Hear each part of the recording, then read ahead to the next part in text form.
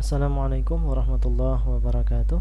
Rekan-rekan sekalian, selamat datang kembali di channel ini. Masih bersama saya Benny dan kali ini kita akan membahas tentang heading HTML ya. Nah, jadi di dalam HTML itu ada banyak sekali tag, ya kan? Ada banyak sekali tag. Teman-teman bisa lihat referensinya di w3schools.com ini. Kemudian di menu ini, di menu tag list ya, kita bisa perhatikan nih ini adalah seluruh jenis tag yang ada di HTML mulai dari versi 2 sampai dengan versi 5 gitu ya. Nih. Nah, bisa dilihat. Nah, oke, kurang lebih ratusan tag. Nah, dan kali ini kita akan memulai belajarnya dari tag heading ini, tag H1 sampai H6. Nah, teman-teman, mungkin teman-teman bertanya, apa itu yang disebut sebagai heading? Oke, penjelasannya gini. Heading, kalau bahasa Indonesianya ya, coba translate. Coba ya, kita translate heading. Menuju, atau lebih condong maknanya kepala atau judul dari sebuah teks atau tulisan. Contohnya gini kan, ini kan tulisan, di sini ada judulnya. Nah, bagian judul dari HTML ini dibuat menggunakan tag heading. Nah, gitu maksudnya. Paham ya? Nah, jadi tag heading ini adalah tag yang dia akan menampilkan keluaran tertentu. Nih, heading 1, heading 2 dan seterusnya, mengeluarkan tampilan tertentu dengan format yang sudah ada. Apa bedanya? Nah, jadi tag heading itu terdiri dari H1, tag H1, tag H2 dan sampai H6. Apa beda masing-masing heading tersebut? Nah, coba kita lihat. Di sini saya copy dulu ya, teman-teman. Di video sebelumnya kita sudah membuat file HTML yang latihan 1 ya. Nah, ini kita bisa paste aja, save, kemudian buka di browser, lihat tampilannya seperti apa. Nah, tampilannya ada heading 1, 2, 3, 4, 5 dan 6. Nah, dari sini teman-teman bisa lihat kan apa itu heading 1, heading 2, heading 3, 4 sampai heading 6. Bedanya jelas kelihatan bahwa kalau heading 1 itu sebuah teks akan ditampilkan dengan ukuran yang besar. Kalau heading 2 lebih kecil, heading 3 lebih kecil, heading 6 yang paling kecil. Nah, gitu ya. Nah, kesimpulannya apa? Kesimpulannya adalah tag heading adalah tag yang digunakan untuk menampilkan judul pada suatu tulisan di website dengan dengan format tertentu. Kalau kita pengen tulisan judulnya besar, maka gunakan heading yang sesuai. Misalnya nih, jadi ukurannya tuh yang paling besar adalah heading 1, yang paling kecil adalah heading 6. Nah, gitu ya. Oke, memahami heading ini saya kira cukup mudah dan nanti akan sangat berguna ya bagi teman-teman di kedepannya sih. Kalau sekarang ya paling menambah wawasan sedikit aja. Nah, gitu. Jadi kita belajarnya berbasis fungsi gitu ya. Kita akan memahami fungsi heading dulu, kemudian fungsi dari tag yang lain, sehingga nanti setelah kita tahu banyak fungsi dari semua tag HTML, kita akan bisa menggunakannya untuk membangun website yang lebih kompleks, dan dengan estetika yang mumpuni gitu ya. Oke, ini untuk heading, saya kira nggak ada masalah ya. Penjelasannya cuma seperti itu. Nah, sekarang kita akan tambah satu tag lagi nih. Teman-teman, misalnya di sini saya kasih sebuah tag, oke, namanya HR.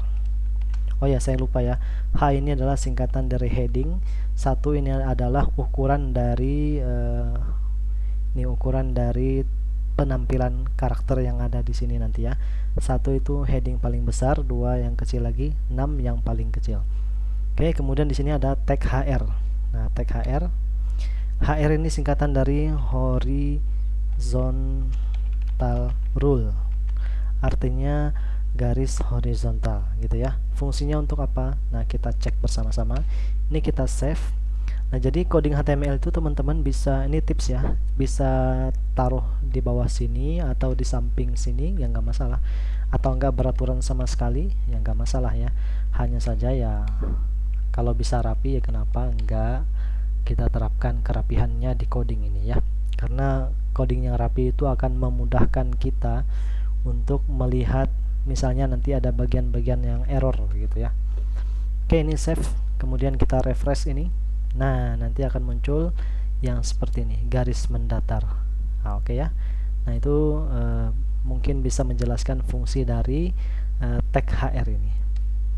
Horizontal rule artinya menambahkan garis bawah di halaman web kita. Oke, ini untuk HR. Nah, kemudian apakah ada pengaturannya? Coba kita lihat. Ya. Saya lebih suka melihat pengaturannya di sini nih. Oke, tag HR. Nih banyak lengkap referensinya kalau di sini ya. Pengaturannya apa aja? Nah, teman-teman bisa cari di sini. Atribut. Tuh ada banyak ya. Tapi nggak usah kita bahas. Atau pengen kita contohkan aja deh. Saya copy ini ya. Saya Ctrl C, kemudian kita ke sini. Nah, kita lihat apa hasilnya kalau kita bikin teks ini. Oke, mudah-mudahan kelihatan di PC teman-teman ya. Saya save, kemudian paste di sini. Nah, jadi dia seperti ini. Di setiap baris ada. Oke, saya perkecil layarnya. Nah, jadi di setiap teks ini judulnya menggunakan H1. Kemudian ini paragraf, setiap paragraf dipisahkan oleh horizontal rule atau garis mendatar. Nah, gitu. Kira-kira seperti itu, teman-teman. Oke, selanjutnya kita akan meneruskan ke tag paragraf ya. Tag berikutnya yang perlu dipahami juga adalah paragraf. Apa itu tag paragraf? Nah, tag paragraf itu singkatannya atau kodenya adalah nih, tag P seperti ini. Fungsinya apa? Fungsinya untuk menampilkan tulisan dalam bentuk atau format paragraf seperti ini ya. Teman-teman bisa lebih paham kalau seperti ini saya kira. Nah, nih, menampilkan paragraf. Nah, gitu ya. Oke, nah. Caranya mudah. Nah, jadi menampilkan paragraf tuh mudah sebenarnya. Oke, ini misalnya saya copy ini aja. Oke. Jadi tagnya dimulai dengan tag pembuka P, tag pembuka P dan diakhiri dengan penutupnya ya. Jadi ini satu paragraf, kemudian ini paragraf yang lainnya. Nah, gitu cara memahaminya. Ctrl S, kita save, di refresh. Oke, ini tampilannya kurang lebih seperti ini. Nah, tag paragraf ini digunakan biasanya untuk satu untuk membuat paragraf seperti ini. Yang kedua adalah untuk menambahkan alinea baru ya. Alinea baru tuh atau garis baru. Coba ya, misalkan saya pengen ada jarak antara bukan jarak sih, jarak tambahan antara teks pertama dan teks kedua ini. Nah, maka saya bisa menambahkan tag P ya. Teman-teman mungkin bertanya, kenapa nggak pakai enter seperti ini aja? Nih, kalau saya pakai enter kan ada tiga buah jarak ya, 3 alinea baru kan di antara tulisan ini. Oke, kita coba apakah berhasil. Nah, enggak ya. Karena apa? Ini sebenarnya sudah saya save, kemudian saya refresh. Tapi kenapa tidak ada tambahan spasi atau alinea baru di sini? Karena HTML itu didesain untuk menghemat ruang browser ya, menghemat ruang browser, sehingga berapapun alinea atau paragraf atau baris yang ada di sini, berapapun enter, berapapun spasinya. Nah, ini misalnya spasinya seperti ini, tetap ditampilkan satu spasi atau satu enter. Paham ya? Nah, itu HTML didesain seperti itu, sehingga kalau kita pengen di sini ada 2 buah spasi tambahan setelah di antara teks ini, maka kita bisa tambahkan pakai tag P, T kosong ya, P kosong. Nah ini saya save. Ini kalau ada satu pasang tag P, artinya akan ada satu spasi tambahan di sini. Seharusnya. Kalau dia nggak ada, berarti kita Oke, coba tambah lagi ya. Ada nggak? Oh, berarti emang harus diisi di sini. Oke, 2. Nah, seperti ini ya. Karena ini adalah efek dari tadi bahwa HTML itu didesain agar hemat ruang. Kalau tag P nggak berhasil menambahkan alinea baru sebanyak yang kita inginkan, teman-teman bisa pakai tag pengganti yaitu BR seperti ini ya. Tadi dengan menggunakan tag P kan gini, dengan tag P kan nggak ada tambahan space di sini ya, nggak ada tambahan baris baru. Tapi kalau dengan BR, coba kita ganti BR, save, kemudian nah ini terlihat tambahan baris baru di sini. Nah gitu ya, kalau tag P nggak bisa pakai tag BR. BR itu apa? BR itu singkatan dari break, artinya alinea baru. Nah seperti itu teman-teman. Nah BR ini juga fungsinya cukup menarik. Jadi kalau teman-teman males menggunakan tag P untuk menuliskan kalimat atau huruf ya, saya copy ini ya supaya tidak capek ngetik. Kalau teman-teman nggak mau pakai tag P, nah teman-teman bisa tuliskan teks menggunakan ini aja. Teksnya langsung ditulis, kemudian pakai sintaks atau tag BR. Jadi dia akan menampilkan teksnya dengan alinea baru di antara dua teks ini. Coba. Nah, gitu ya. Oke, nah teman-teman perhatikan di sini. Nah, misalkan teman-teman pengen menampilkan nih sebuah kalimat nih 1 2 3 4 5. Sebuah kalimat dimulai dari kata this sampai it titik, tapi ditampilkan di beberapa baris gitu ya. Nah, kalau kita coding di editornya seperti ini, nampilnya tetap satu kalimat gitu ya. Gimana supaya dia misalnya nih kata this paragraph muncul di baris pertama, contains a lot of space di baris kedua, ini ketiga, ini keempat, dan ini kelima. Caranya gimana? Gampang. Maka itu tadi fungsi dari tag BR ya. Jadi masing-masing baris ini ditambahin BR. Nah, jadi dia nampilnya per baris. Paste. Yang terakhir boleh ditambah, boleh enggak ngefek ya, kecuali di bawahnya ada teks lagi baru BR ini ngefek. Save. Nah seperti ini. Nah, kalau teman-teman ada perlu membuat tulisan yang seperti ini, maka gunakan BR gitu ya. Kalau pakai tag P ya kepanjangan, karena kan di sini tag P pembuka, P penutup, P buka, P tutup gitu ya. Daripada pakai P repot-repot kepanjangan, kebanyakan ngetik, mending kita pakai tag BR aja. Diganti dua tag pembuka dan penutup diganti menjadi satu tag aja. Nah gitu, akan sangat menghemat waktu. Nah itu untuk tag BR. Kemudian contoh lain lagi ya, misalkan teman-teman nih, aduh tag BR tuh masih kepanjangan buat digunain kalau saya pengen bikin kalimat tampil sesuai dengan yang saya ketikin di browser. Ada nggak ya cara lain atau tag lain yang bisa digunakan? Oh ada tuh, karena HTML itu lengkap ya. Teman-teman bisa menggunakan tag pre seperti ini, tapi harus ditutup untuk pre ini /pre. Maaf ini salah. Nah seperti ini. Nah dengan menggunakan tag pre ini singkatan dari preformatted, artinya tulisan yang formatnya itu sesuai dengan penulisan yang ada di codingnya. Di codingnya di sini this paragraph enter gitu ya, contains a lot of spaces, enter. Nah jadi akan ditampilkan sesuai dengan di code editornya di browsernya nanti. Coba kita kita praktekkan. Save, kemudian nah sama ya.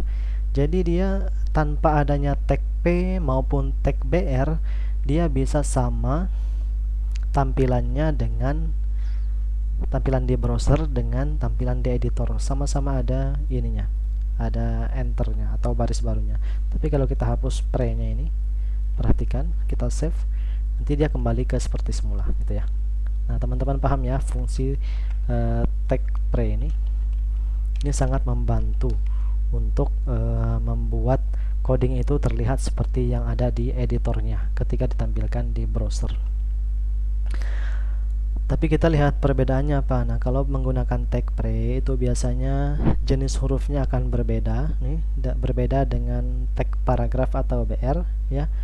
Teman-teman bisa lihat perbedaannya ya. Kalau ya itu tadi, ini adalah konsekuensi penggunaan tag pre. Nah, gitu ya. Tapi nggak apa-apa karena kita belajar yang nggak masalah ya. Oke, jadi tadi kita sudah belajar apa aja. Pertama heading, yang kedua paragraf, yang ketiga tadi HR ya, tag HR. Coba saya singkat dulu. Heading, kemudian paragraf, kemudian HR, kemudian BR, kemudian apa tadi? Pre. Nah, gitu ya. Jadi kita sudah belajar 5 buah tag. Satu lagi nih, satu tag lagi yang merupakan tag dasar yang harus kita pahami adalah apa? Nah, komentar ya, komentar. Ini saya copy, kemudian saya kasih ke sini. Coba saya paste ya. Komentar, apa itu komentar? Nah, teman-teman, ini ada penjelasannya, HTML comments. Komentar adalah ini baris yang tidak akan dieksekusi oleh HTML. Artinya apa? Apapun yang kita tulis di antara simbol ini dan simbol ini, simbol pembuka komentar ya. Ini komentar tuh dibuka kurung dengan simbol kurung, kemudian tanda seru, kemudian strip 2 kali dan ditutup dengan strip 2 kali kurung tutup. Apapun yang ditulis di bagian sini di antara dua simbol ini tidak akan ditampilkan oleh HTML. Nah, itu adalah fungsi komentar gitu ya. Coba kita tulis nih. Kita coba. Ini saya sudah paste tadi, saya save, kemudian saya jalankan. Ini ya. Saya akan tambahkan komentar di salah satu codingnya. Contohnya di bagian sini. Oke, strip. Nah, kemudian bagian sini strip, di sini saya kasihkan paragraf 2.